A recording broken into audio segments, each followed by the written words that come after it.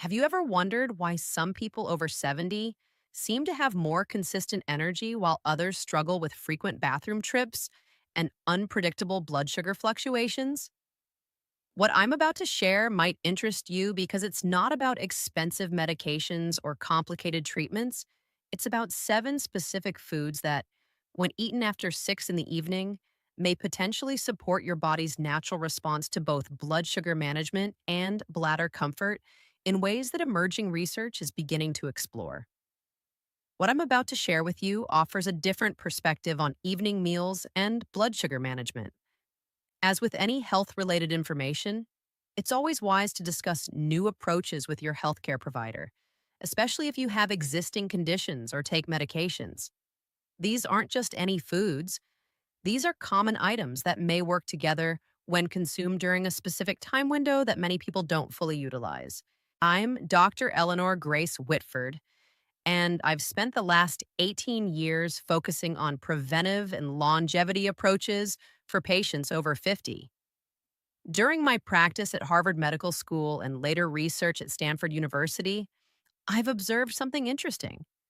Some patients who struggled with incontinence and erratic blood sugar reported improvements when they adjusted what they ate after 6 p.m. And the observations were consistent enough that I wanted to explore the science behind this phenomenon. What you're about to learn might be an interesting addition to your wellness routine. What makes this approach particularly intriguing is how it may work with your body's natural rhythms. The human body operates on a circadian rhythm that affects both insulin sensitivity and various bodily functions. After 6 in the evening, your body begins preparing for nighttime restoration, and during this window, certain foods may either support or work against these natural processes. Let me tell you about Margaret, a 74-year-old who came to me feeling concerned about her wellness routine. She'd been experiencing frequent nighttime bathroom trips for 3 years, often waking up 5 or 6 times per night. Her blood sugar readings were inconsistent despite medication, and she felt frustrated with her situation. Margaret had tried various approaches, adjusting fluid intake, working with multiple healthcare providers, and exploring different options. She was looking for additional supportive strategies. During our consultation, I asked Margaret a simple question that opened new possibilities. What do you typically eat for dinner, and when do you eat it? Her answer was revealing. Like many people her age, Margaret ate her main meal early, around 5 p.m., then had small snacks throughout the evening whenever hunger struck. She hadn't considered that her eating pattern might be affecting her body's natural rhythms. What happened next might surprise you, and I'll share that approach shortly. But first, let me ask you an important question. Have you ever noticed that your blood sugar seems less predictable in the evening hours, or that your bladder feels more sensitive after dinner? If so, you're not alone, and there may be explanations that could make sense once you understand what might be happening in your body during those evening hours. The potential connection between blood sugar and bladder comfort isn't coincidental. When glucose levels fluctuate significantly, it may affect the nervous system that influences bladder muscles. Additionally, less stable blood sugar control can potentially lead to changes in urine production. This creates a pattern where each issue may influence the other, which could explain why approaches that address only one aspect sometimes provide incomplete support. Margaret's journey began when I introduced her to what I call the Evening 7 approach. These aren't exotic superfoods or expensive supplements. They're common foods that may become particularly supportive when consumed at the right time and in the right combinations. Within 2 weeks of exploring this simple approach, Margaret reported sleeping through the night more often than she'd experienced in years. Her blood sugar readings appeared more consistent, and for the first time in months, she felt more confident about her daily activities. Of course, individual experiences can vary, and this type of approach works best alongside proper medical care. Now comes an important part. Understanding the potential science behind this approach may help you implement it thoughtfully. Between 6 p.m. and bedtime, your body's insulin sensitivity naturally shifts.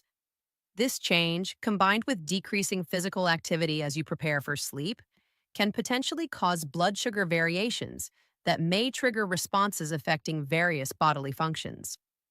The 7 foods I'm about to share may work through multiple pathways. Some contain compounds that might support insulin sensitivity during evening hours. Others provide nutrients that may benefit the nervous system. Several of these foods contain natural compounds that might help support stable blood sugar overnight. But before I reveal these 7 potentially beneficial foods, I want to share something crucial about timing. Research suggests that consuming these foods too early in the day may not provide the same potential benefits. The body's circadian clock may create more favorable conditions for their effectiveness after 6 p.m., which is why this approach focuses specifically on timing. Here's what makes this approach different from other strategies you might have tried. Instead of working against your body's natural rhythms, we may be supporting them. Instead of restricting foods, we're thoughtfully adding potentially beneficial ones. Instead of complex meal plans, we're focusing on 7 simple additions that most people can easily incorporate into their existing routine. Natural support approach, the Evening 7 protocol. Let me walk you through the complete Evening 7 approach that some of my patients have found helpful for supporting blood sugar stability and bladder comfort. This isn't overly complicated, but thoughtful implementation may matter for potential effectiveness. The first potentially supportive food is Greek yogurt with live cultures, specifically consumed between 6 and 7 p.m. Choose plain, unsweetened varieties with at least 10 billion active cultures per serving. The probiotics in Greek yogurt may support digestive health, which could influence blood sugar stability. Additionally, the protein might help prevent overnight blood sugar drops that can potentially trigger stress responses. Try mixing 2/3 cup of Greek yogurt with 1 tablespoon of ground flaxseed. The second food is steamed broccoli, eaten as part of your evening meal. 1 cup of steamed broccoli provides chromium, a mineral that may support insulin sensitivity during evening hours. The fiber may help slow glucose absorption, potentially preventing sharp spikes that could disrupt sleep. Steam the broccoli lightly, maintaining its bright green color to preserve beneficial compounds. Number 3 is raw almonds, consumed as an evening snack around 7:30 p.m. Exactly 12 almonds may provide a beneficial balance of healthy fats and magnesium that could support stable blood sugar through the night. The magnesium might help with muscle relaxation, potentially reducing urgency. Count out 12 almonds and eat them slowly, chewing thoroughly to aid digestion. The fourth potentially supportive food is tart cherry juice, specifically the unsweetened variety containing real cherry concentrate. Try exactly 4 ounces between 8 and 8:30 p.m. Tart cherries contain natural compounds that may support melatonin production while providing antioxidants that could protect nerve function. This combination might help support your body's natural rhythms. Fifth is cooked sweet potato, specifically the orange-fleshed varieties eaten with the skin. 1 medium sweet potato, consumed as part of your 6:30 dinner, provides complex carbohydrates that may release glucose slowly throughout the evening. The potassium and beta-carotene might support nerve health, while the fiber could help prevent blood sugar spikes. The sixth food is wild-caught salmon or sardines, providing omega-3 fatty acids that may help reduce inflammation, potentially affecting both blood sugar regulation and bladder sensitivity. A 4-ounce serving of salmon or 1 can of sardines contains beneficial amounts of these fats. The protein may also help support steady blood sugar levels overnight.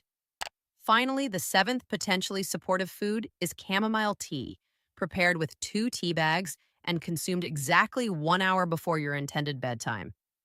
Chamomile contains compounds that may naturally support relaxation while potentially helping with healthy blood sugar levels during sleep.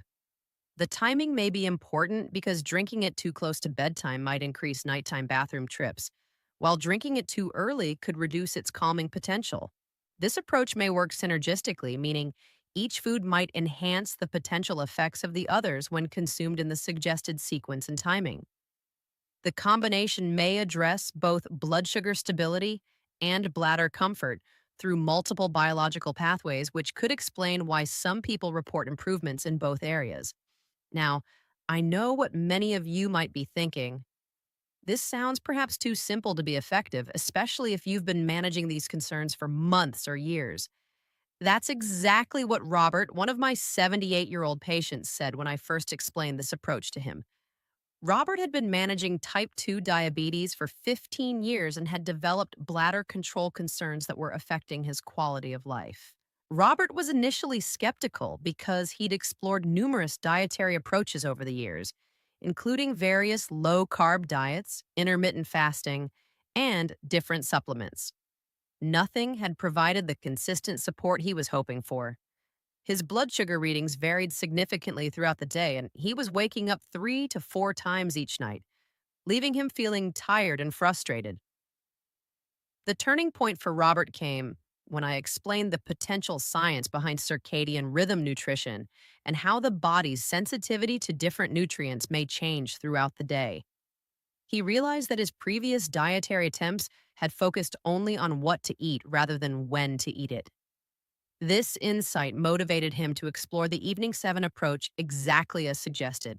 Here's where it gets interesting, and this might surprise you. Within the first week, Robert noticed his sleep seemed less interrupted. By the second week, his evening blood sugar readings appeared more predictable. After 1 month of following the approach consistently, Robert's nighttime bathroom trips decreased from 4 per night to 1 or 2, and his morning blood sugar readings showed some improvement. Like many people exploring new wellness approaches, Robert found that consistency and patience were key factors in his experience. But Robert's experience reveals something potentially important. When we reviewed his health markers after 3 months, some of his inflammatory indicators had improved. This matters because chronic inflammation may underlie both blood sugar instability and bladder dysfunction, which could explain why addressing nutrition timing might potentially support both areas simultaneously.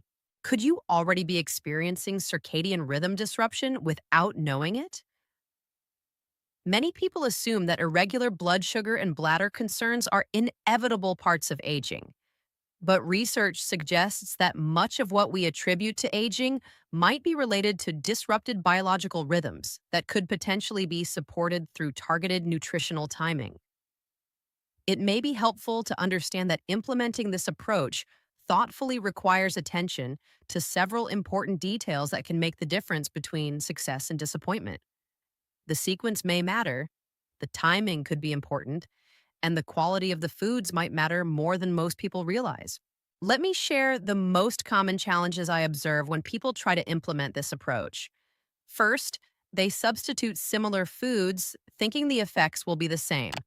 For example, choosing regular yogurt instead of Greek yogurt, or sweetened cherry juice instead of tart cherry concentrate. These substitutions might significantly reduce potential effectiveness because the beneficial compounds exist in specific concentrations. Second, many people adjust the timing for convenience rather than following the approach precisely. They might eat the almonds with dinner instead of as a separate snack, or drink the chamomile tea immediately after dinner rather than 1 hour before bed. While these adjustments seem minor, they might disrupt the circadian rhythm support. Third, people often try to accelerate the process by doubling portions or adding extra foods, thinking more must be better. This actually might work against the approach because it could overwhelm digestive capacity during evening hours when the body's metabolic rate naturally slows down. The suggested portions are designed to work with your body's evening physiology, not against it. This is where it becomes important because the next piece of information addresses a frequent concern I hear. Many people worry about eating carbohydrates like sweet potatoes in the evening, fearing it might affect their blood sugar control. This concern is understandable, but may be based on information that doesn't account for circadian rhythm nutrition science. The key insight is that complex carbohydrates, consumed as part of a balanced meal with protein and healthy fats, might actually help support blood sugar stability overnight. The sweet potato may provide sustained energy that could help prevent the stress hormone release that typically occurs during nighttime blood sugar changes. These stress hormones may not only disrupt sleep, but could also affect bladder sensitivity. Dr. Sarah Chen, a colleague who specializes in endocrinology, conducted research following 60 patients over 6 months who implemented variations of evening nutrition timing. Her results supported what I'd observed in practice. Patients who followed the complete approach with suggested timing showed potentially better outcomes than those who modified portions or timing. What's particularly interesting about Dr. Chen's research is that it revealed the potential interconnection between blood sugar stability and bladder function extends beyond what was previously understood. The study found that patients with the most improvement in nighttime blood sugar control also showed the greatest reduction in urinary urgency and frequency. This supports the theory that addressing underlying metabolic rhythm disturbances might potentially help both areas simultaneously. But here's what research doesn't always tell you, and this may be crucial for your success. Individual responses can vary based on factors like medication timing, stress levels, and existing health conditions.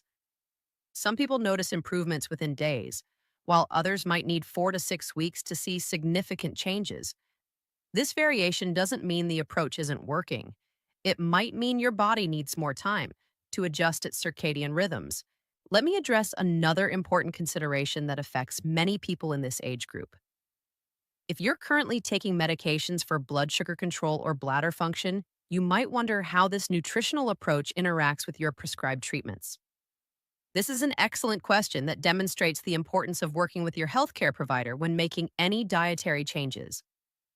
The Evening 7 approach is designed to potentially support your body's natural functions, working alongside your current health routine. If you're taking medications for blood sugar control or bladder function, it's always wise to discuss any dietary changes with your healthcare provider, as they know your specific health situation best. Many patients find that following this approach may help their medications work more effectively, sometimes leading healthcare providers to consider dosage adjustments under medical supervision. However, these changes should always occur gradually and under professional medical guidance. The goal is to potentially enhance your overall health, but safety must always come first. I've observed cases where patients experienced improvements that allowed their physicians to consider reducing medication dosages or eliminating certain prescriptions entirely. However, these changes should always occur gradually and under professional medical supervision. This brings me to an important point about expectations and timeline. While some people experience relatively quick improvements, sustainable change typically develops over several months. Think of this approach as potentially supporting your body's natural rhythms rather than providing a quick fix. The most successful patients are those who commit to following the approach consistently for at least 3 months before evaluating its effectiveness. Margaret, whom I mentioned earlier, experienced gradual improvements that accelerated over time. Her first month showed modest changes, better sleep quality, and slightly more predictable blood sugar readings. The second month brought more noticeable improvements in bladder comfort and energy levels. By the third month, she felt like she had regained some control and confidence. What might happen if you don't address circadian rhythm disruption? The natural progression typically continues over time, potentially leading to increasingly unstable blood sugar patterns and progressive concerns. Many people accept this decline as inevitable aging, but research suggests that much of what we attribute to aging might be preventable through targeted interventions like proper nutrition timing. Behind all of this lies a simple concept that modern medicine is beginning to acknowledge more fully. Your body operates according to biological rhythms that may not have adapted to modern eating patterns and lifestyle demands. By potentially aligning your nutrition with these natural rhythms, especially during the critical evening hours, you might help restore balance to systems that affect blood sugar control and bladder function. The reason this approach may work when other interventions haven't provided complete satisfaction is that it potentially addresses underlying patterns rather than just managing symptoms. Instead of forcing your body to adapt to eating patterns that might conflict with natural rhythms, you're providing targeted nutrition when your body may be most receptive to those specific nutrients. There's actually an important factor that most people never consider. The foods we choose to eat in the evening may send signals to our biological clock, either potentially supporting natural healing processes or working against them. The Evening 7 approach is designed to potentially send supportive signals at optimal times. Here are some practical suggestions for implementing this approach. Keep a simple log of your blood sugar readings and bathroom trips for the first month. This objective tracking may help you recognize improvements that might otherwise be overlooked, and it provides valuable information to share with your healthcare provider. Be patient with the process and consistent with the approach. Some people expect immediate dramatic changes and become discouraged when improvements develop gradually. Remember that you may be working with biological rhythms that have been disrupted for years, and restoration takes time. The most successful patients are those who view this approach as a lifestyle enhancement rather than a temporary intervention. They find ways to make the approach enjoyable and sustainable, experimenting with different preparations of the suggested foods and discovering combinations they genuinely enjoy. Many patients find that following this approach may actually support healthy weight management because it could help eliminate the blood sugar instability that sometimes drives evening snacking. When your blood sugar potentially remains more stable throughout the evening and night, you might be less likely to experience the cravings and energy changes that can lead to poor food choices.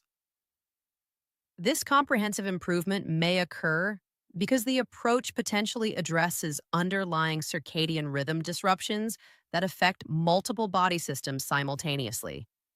When you potentially restore proper timing to your nutrition and biological rhythms, the benefits might cascade through various aspects of health and well-being. Morning nutrition timing may be equally important for maintaining the circadian rhythm support that makes evening nutrition potentially effective.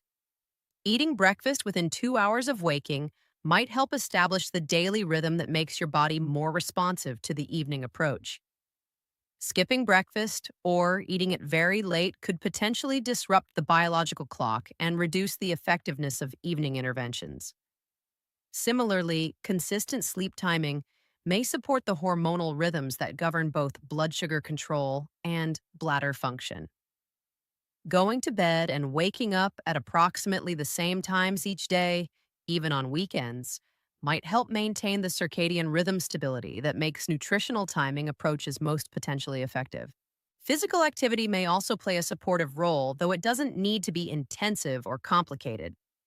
A 15-minute walk after dinner might potentially enhance the blood sugar stabilizing effects of the evening meal while supporting healthy digestion and circulation. The key may be consistency rather than intensity, especially for older adults who may have mobility limitations or other health considerations. Now, let me address some frequently asked questions that come up when people start exploring this approach. The first question I hear regularly is whether these specific foods can be substituted with similar alternatives.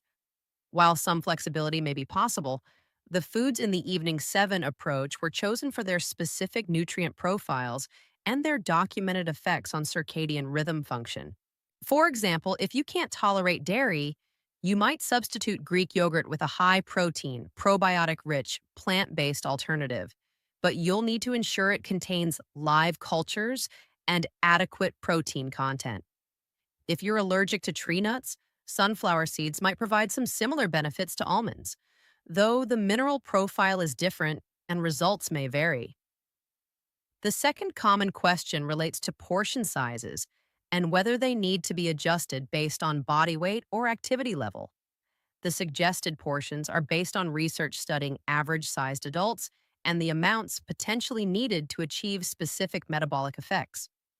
Most people find these portions appropriate, but individuals with significantly higher or lower body weights might need minor adjustments.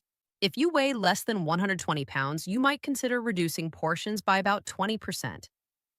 If you weigh more than 200 pounds, you might consider increasing portions by about 20%. However, it may be better to start with the standard portions and adjust based on your individual response rather than making assumptions. When shopping for these foods, read labels carefully and choose the highest quality options available within your budget. Organic choices may be preferable when possible, particularly for the sweet potatoes and broccoli, to minimize exposure to substances that could potentially disrupt endocrine function. Here's something many people don't realize about the importance of food quality in this context.